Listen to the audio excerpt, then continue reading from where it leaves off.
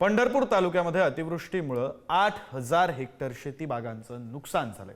द्राक्ष, ऊस आणि डाळिंबाच्या पिकाचं मोठ्या प्रमाणात नुकसान झालेलं आहे। नुकसानग्रस्त भागामध्ये पंचनाम्यांसाठी अधिकाऱ्यांचा अद्याप तपास नाही।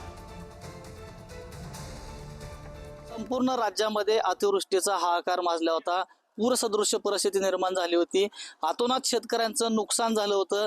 शेतीसह जनावरांचं सुद्धा मोठ्या प्रमाणात नुकसान झालं होतं। परंतु पूर ओसरलाय, पण शेतकऱ्यापर्यंत अजूनही शेतीमध्ये पाणी आहेत। शेतकऱ्यापर्यंत कोणत्याही अधिकारी पंचनाम्यासाठी पोहोचलेला नाही। माझ्याबरोबर काही शेतकरी आहेत, आपण त्यांच्याकडून जाणून घेणार आहोत। काय सांगाल की किती नुकसान झालंय तुमचं?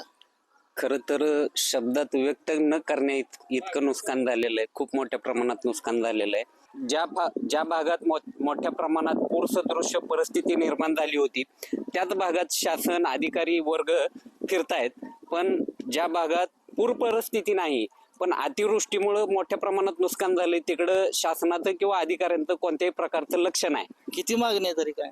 एकरी 70 ते 80 हजार रुपयाची मदत केली तर शेतकऱ्यांना थोडीफार या संकटातून बाहेर येण्यास मदत होईल। पाणी करण्यासाठी कोणी आलं नाही इकडे अजून आमच्याकडे।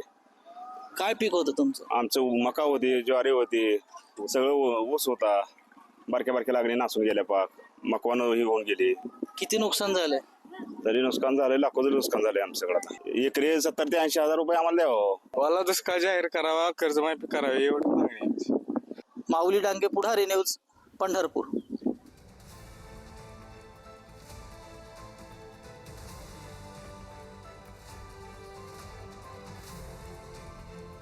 Thank you.